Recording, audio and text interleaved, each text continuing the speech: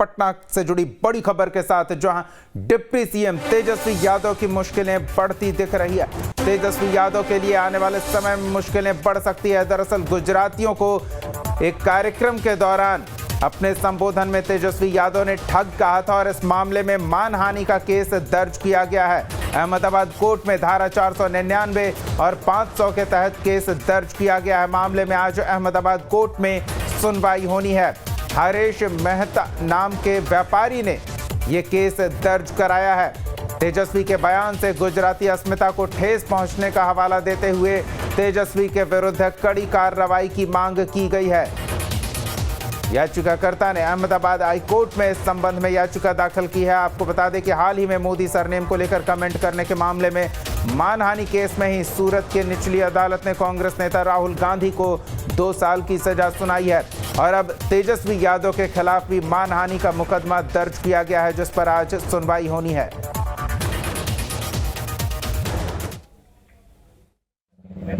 गुजरात के जो लोग हैं उनके दिल को ठेस पहुंची है तेजस्वी यादव के बयान से कि पूरे गुजराती ठग हैं। तो भाई हम पूरे गुजराती कहाँ जाएंगे? हम पूरे थोड़ी ठग हैं। ठग किसको कहा जाता है? जो चोर गुनहगार वो होते हैं उसको ठग बोला जाता है।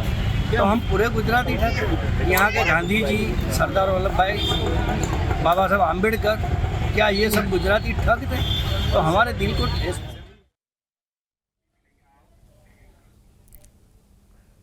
वहीं तेजस्वी यादव के बयान को लेकर गुजरात के लोगों ने कहा कि राजनीतिक रोटियां सेकने के लिए इस तरह के बयान दिए जा रहे हैं, इससे आपसी भाईचारे में खलल पहुंचेगी। सुनाते हैं कुछ प्रतिक्रियाएं।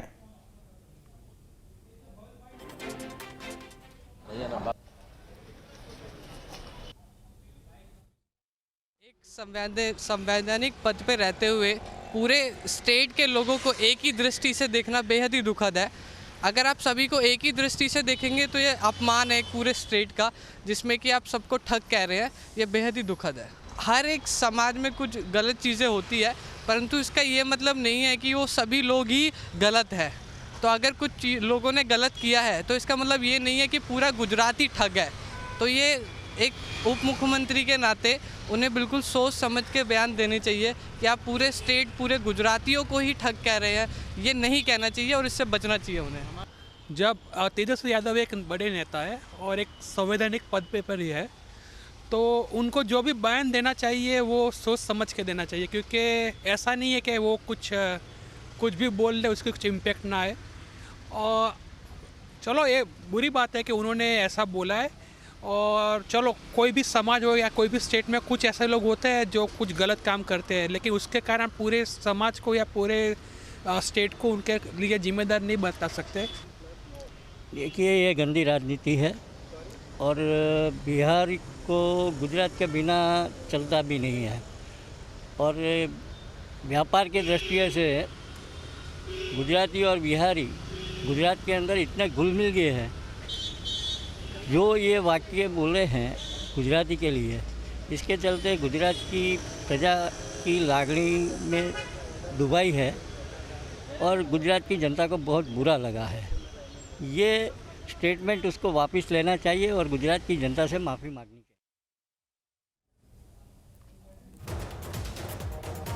तो आपको बता दें कि राजनीतिक बयानबाजी मान रहे हैं गुजरात के लोग तेजस्वी यादव के इस बयान को। गौतम जोशी हमारे साथ जुड़े हुए हैं अहमदाबाद से, सीधे उनका रुख करते हैं और उनसे जानते हैं। हरीश मेहता ने ये जो अहमदाबाद हाई कोर्ट में तेजस्वी यादव के बयान से आहत होकर याचिका दाखिल की है, कार्रवाई की मांग की है, इसको लेकर कानून के जानकार क्या कह रहे हैं, किस तरह की याचिका है, क्या संभावना दिख रही है? जी गौतम। देखिए, सबसे पहले बता दूं आपको कि 22 मार्च को तेजस्वी यादव के द्वारा नीरव मोदी को लेकर एक जो खबर आई थी उसको लेकर उन्होंने बयान दिया था, जिसमें उन्होंने कथित तौर पर गुजरातियों के लिए ठग शब्द का इस्तेमाल किया था। और इसी को लेकर अहमदाबाद के सामाजिक कार्यकर्ता एवं व्यापारी हरीश मेहता ने अहमदाबाद की मेट्रोपॉलिटन कोर्ट के अंदर आईपीसी के सेक्शन 499 और 500 के तहत बिहार के उप मुख्यमंत्री तेजस्वी यादव के खिलाफ मामला दर्ज करवाया है।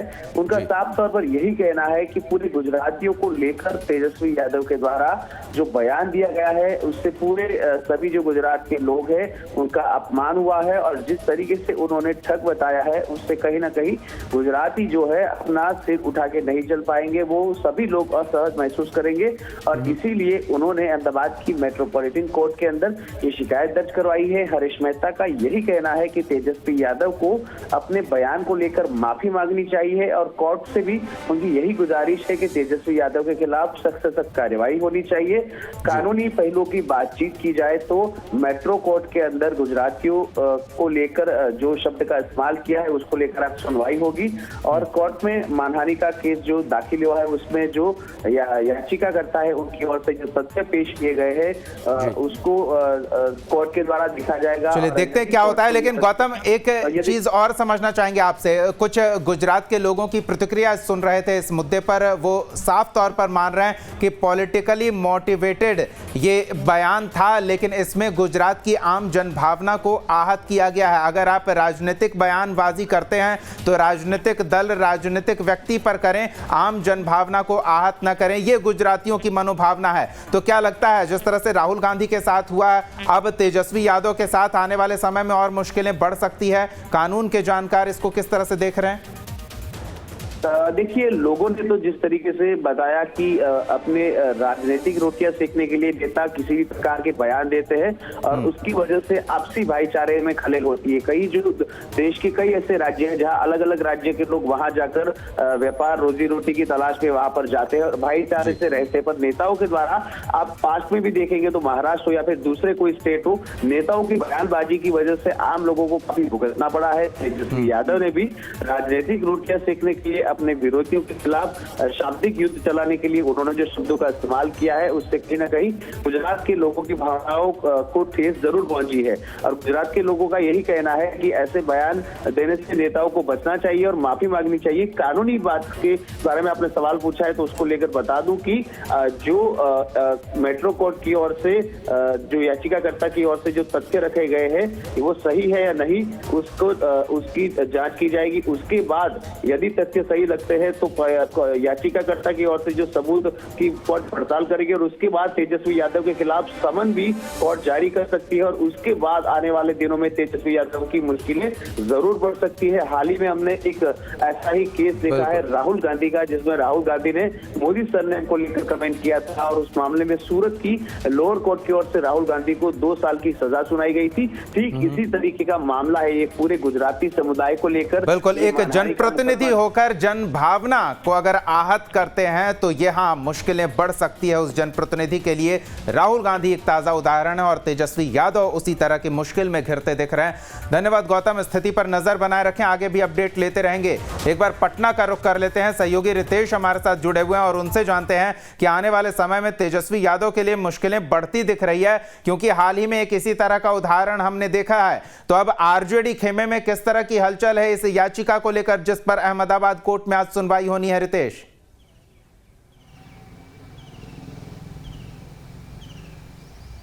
देखिए, सबसे बड़ी बात है कि जिस तरह से पहले से ही मुकदमों को झेल रहे हैं तेजस्वी यादव, आप देखिए कि सीबीआई ने मुकदमा किया है, ईडी ने मुकदमा किया है, और अब देखिए कि गुजरात के अहमदाबाद में उनके खिलाफ केस दायर हुआ है। और सबसे बड़ी बात है कि आज इस पर सुनवाई होनी है, और सुनवाई तब होनी है जब देखिए कि इसी तरह के एक मामले में राहुल गांधी की संसद सदस्यता तक समाप्त हो गई है। तो जाहिर सी बात है कि आरजेडी खेमे में इसको लेकर काफ़ी संशय वाली स्थिति है, क्योंकि वो जमाना गया जब आप किसी को कुछ भी बोल देते थे और फिर इसे आप राजनीतिक बयान कहकर पीछे हट जाते थे।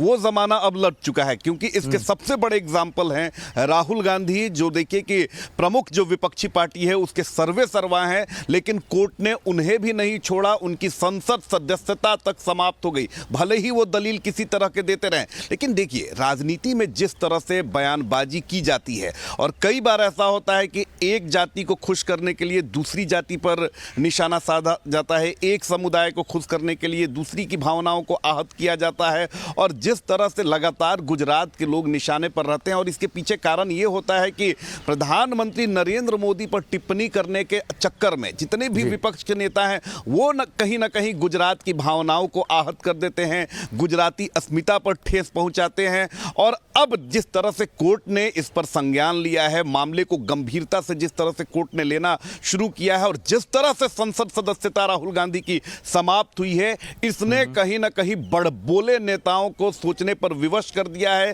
कि अगर आगे इस तरह से बड़बोलापन रहा तो हो सकता है कि अगली बारी उनकी हो। क्योंकि चलिए, आप नेता बड़े हो सकते हैं, आप अपने पार्टी में सर्वे सर्वा हो सकते हैं, आप किसी स्टेट की राजनीति में सर्वे सर्वा हो सकते हैं, लेकिन न्यायालय में आप एक आम आदमी है। न्यायालय आपको एक आम आदमी के तौर पर ही आपको वो सुनेगा, वो आपको परखेगा, और आपकी सजा भी जो होगी वो आम आदमी के जैसी ही होगी। ये नहीं कि आप पार्टी के सर्वे सर्वा हैं, आप डिप्टी सीएम हैं, आप सांसद हैं तो आपकी सजा जो है उसमें कुछ कमी कर दी जाएगी, या कोर्ट ये मान लेगा कि नहीं आप तो राजनीतिक व्यक्ति हैं, आप कुछ भी बोल सकते हैं। तो इस परिपाटी पर अब धीरे धीरे न्यायालय जिस तरह से सख्त हो रहा है, जिस तरह से रसूखदार लोगों को सजा सुनाई जा रही है, अब देखिए कहीं ना कहीं जो इस तरह से राजनीतिक बयानबाजी की जाती है और बाद में नेता बैकफुट पर आ जाते हैं कि नहीं हमने तो राजनीतिक बयानबाजी की है, हमने इस कॉन्टेक्स्ट में ये बात कही।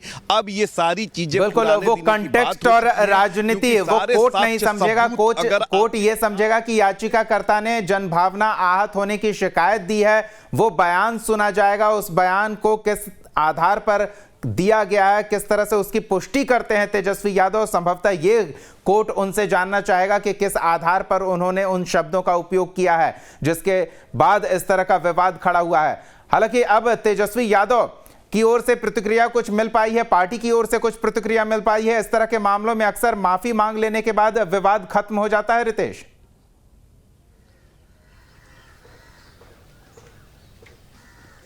देखिए, हमने लगातार कोशिश की है कि तेजस्वी यादव की प्रतिक्रिया इस पर हम ले लें, लेकिन तेजस्वी यादव अभी इस मामले पर सामने नहीं आ रहे हैं। क्योंकि देखिए, कोर्ट का मामला है और कोर्ट के मामले में कोई भी नेता हो, कोई भी व्यक्ति हो, बड़ा ही फूंक फूंक कर वो कदम रखता है। और जाहिर सी बात है कि जो भी उनके लीगल एक्सपर्ट्स हैं उनसे सलाह मशवरा करने के बाद, क्योंकि आज उस पर हियरिंग होनी है, तो बहुत सारी चीजें हैं जिसको लेकर पार्टी के लोग सामने नहीं आ रहे हैं। हमने तमाम प्रवक्ताओं से भी बात कर, चलिए तो कोर्ट में क्या होता है, उसके बाद पार्टी क्या फैसला लेती है, इस पर नजर बनाए रखें। रितेश, फिलहाल इन तमाम बातचीत और जानकारी के लिए धन्यवाद। लेकिन इतना तय है कि अहमदाबाद कोर्ट में आज सुनवाई होनी है तेजस्वी यादव के खिलाफ दी गई याचिका पर, और संभवतः तेजस्वी यादव के लिए मुश्किलें बढ़ सकती है।